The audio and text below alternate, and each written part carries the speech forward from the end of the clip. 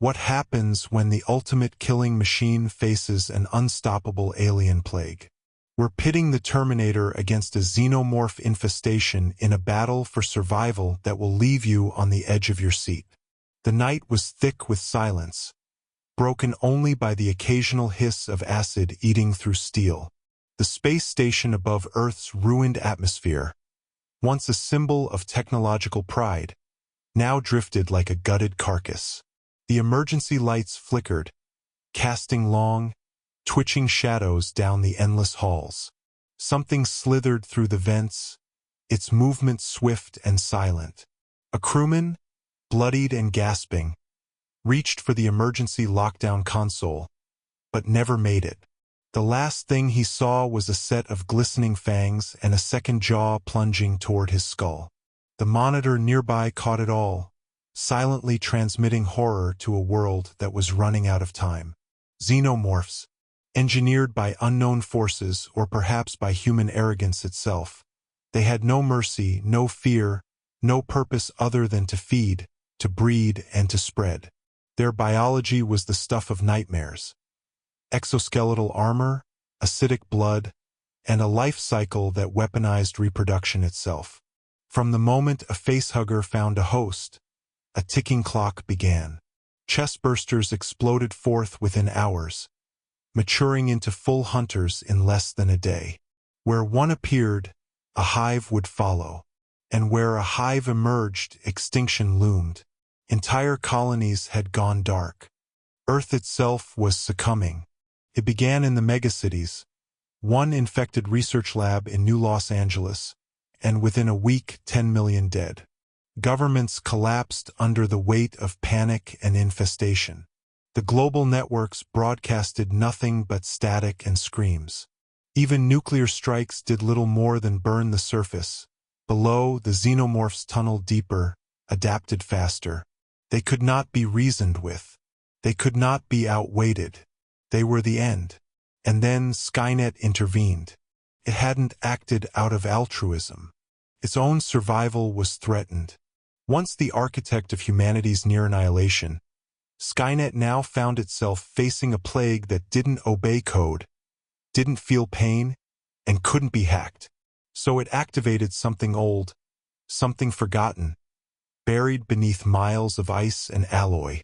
T-800 Model 101. Not just any Terminator, but one of the earliest and most battle-hardened models. Human skin cloaking a titanium hyperalloy skeleton. Neural net processor enhanced with the latest combat data. Its mission: eradicate every xenomorph on Earth or die trying. It was dropped into a hot zone in what had once been Sao Paulo. The city was now a hive. Entire skyscrapers cocooned in resin, their insides pulsing with alien life. The Terminator's arrival was heralded by silence. The xenomorphs did not rush. They didn't need to. They were watching, calculating. Their intelligence wasn't mechanical. It was biological, communal. But the T-800 advanced without hesitation, scanning the environment, mapping paths, identifying potential nest structures. Its weapon system engaged. A phased plasma rifle in the 40-watt range, thermite grenades, an experimental cryolance designed to flash-freeze internal organs. But more than weapons, it had tactics. Cold, ruthless efficiency. The first confrontation came in a subway tunnel, 2 levels underground. The Terminator's infrared picked up movement, a drone xenomorph.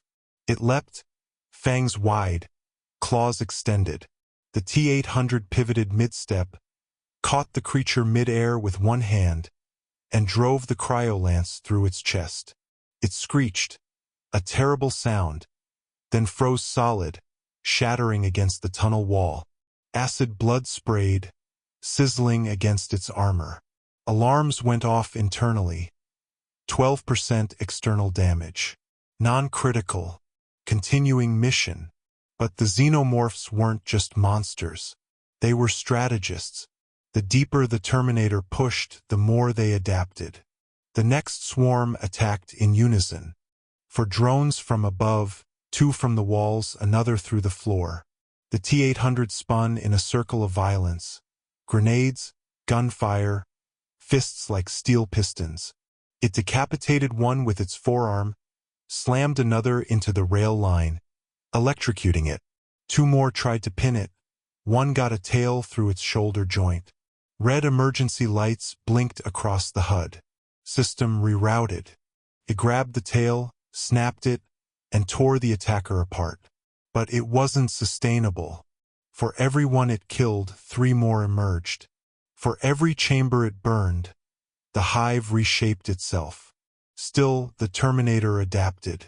It learned their movements, predicted their ambushes, began tracking pheromone trails, and using thermal imaging to identify the Queen's possible lair. Days passed. It didn't sleep. It didn't rest. At one point, it found the remains of a human child clutching a toy, a small plastic soldier. It paused, something flickering behind its red eyes. Then it crushed the toy beneath its boot and kept moving.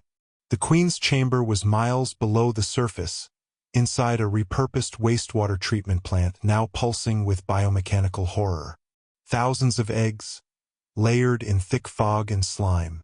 Sentinels hung from the walls, hissing as the Terminator approached. The Queen herself loomed, a nightmare of teeth and tendrils, her crown stretching nearly to the ceiling. She let out a scream, and the hive responded. The final battle began. It was not clean.